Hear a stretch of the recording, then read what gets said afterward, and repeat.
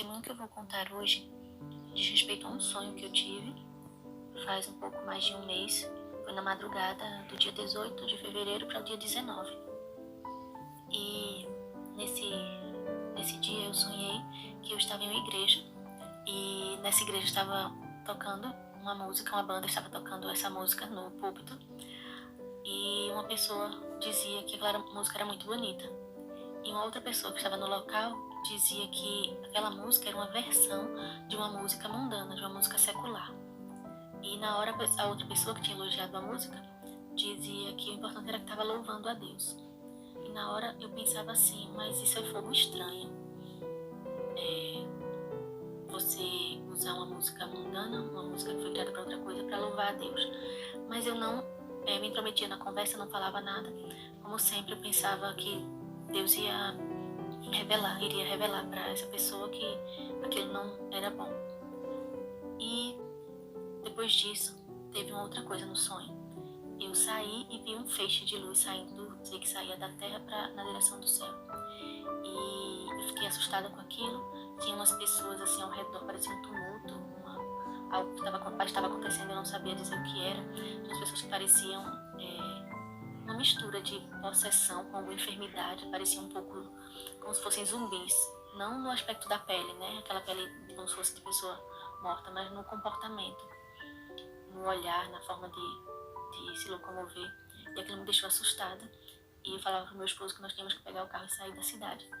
E aí nós íamos para casa da minha avó, que essa igreja era próxima à casa dela, mas eu acordei no meio do caminho sem conseguir chegar em casa. Depois dessa parte foi que eu acordei. E eu achei que foi um sonho do meu subconsciente, como normalmente eu acho.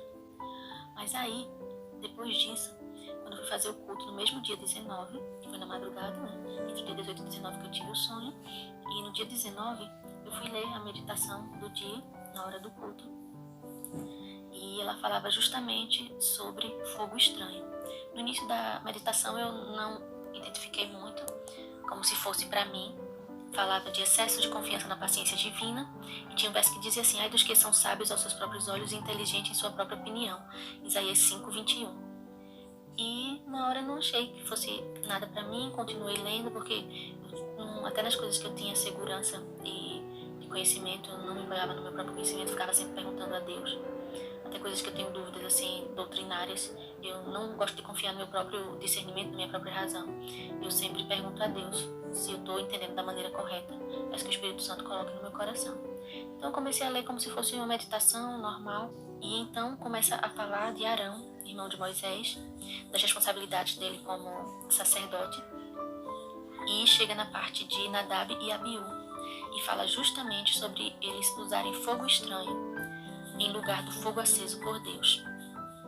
E no final fala justamente o que eu estava habituada a fazer, que é de não repreender o que está errado, de não dizer o que está errado, mas minimizar as coisas para não entrar em conflito, deixar cada um pensar do jeito que quiser. Se tiver oportunidade eu falava do que eu acreditava, se não eu não falava, sempre pensava dessa forma. E no final falava justamente isso. É perigoso condescender com a desobediência. Ao administrar seu lar, não seja movida pela falsa simpatia, minimizando o erro explícito de seus queridos, atrapalhando a obra que o Espírito Santo de Deus deseja fazer no coração deles. Seja um instrumento de salvação em vez de perdição. E eu tomei isso como uma repreensão de Deus na minha vida, no sentido de que eu tinha que parar de me omitir sobre assuntos importantes. Assuntos às vezes polêmicos, e que eu achava que eu não precisava assim dizer o que era certo de fato, que cada um podia pensar da maneira que achava melhor.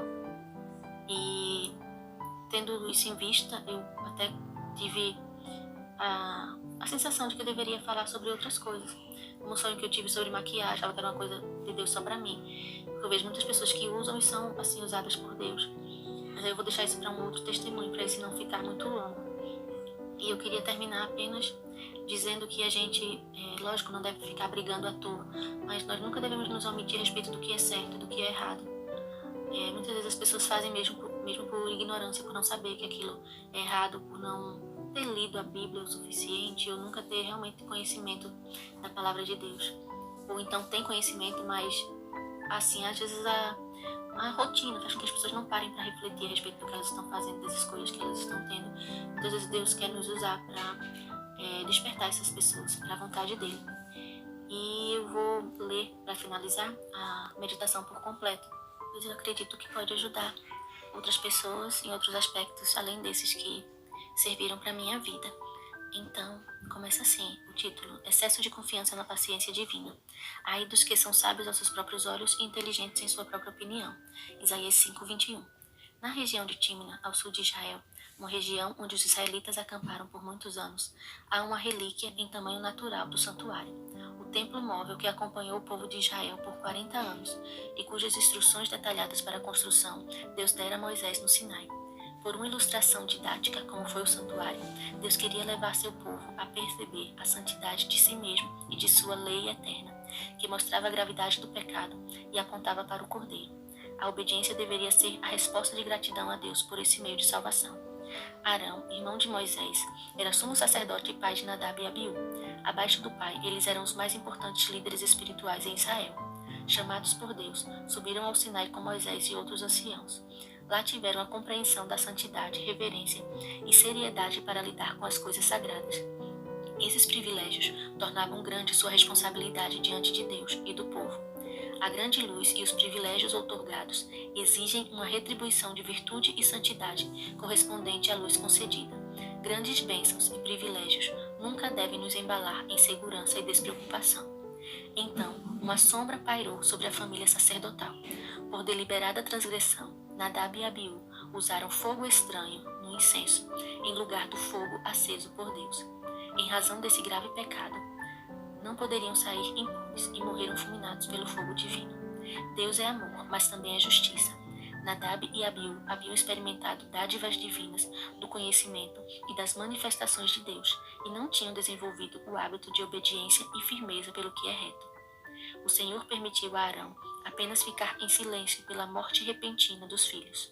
Qualquer outra manifestação demonstraria simpatia pelo pecado terrível deles, levando o povo a murmurar. Deus reprova a falsa simpatia pelo pecador, que lhe desculpa o pecado, amortece suas percepções morais, diminui o tamanho de seu erro e lhe impede a busca por arrependimento. É perigoso condescender com a desobediência. Ao administrar seu lar, não seja movido pela falsa simpatia, minimizando o erro explícito de seus queridos, atrapalhando a obra que o Espírito Santo de Deus deseja fazer no coração deles. Seja um instrumento de salvação em vez de perdição. Então é isso, espero que essa palavra edifique a fé de vocês, que leve a reflexão a respeito da santidade, das coisas de Deus e do nosso dever com a verdade, com as coisas corretas que Ele quer que nós falemos, para muitas vezes libertar as pessoas do engano e levá-las para a verdade bíblica, para a perfeita vontade de Deus.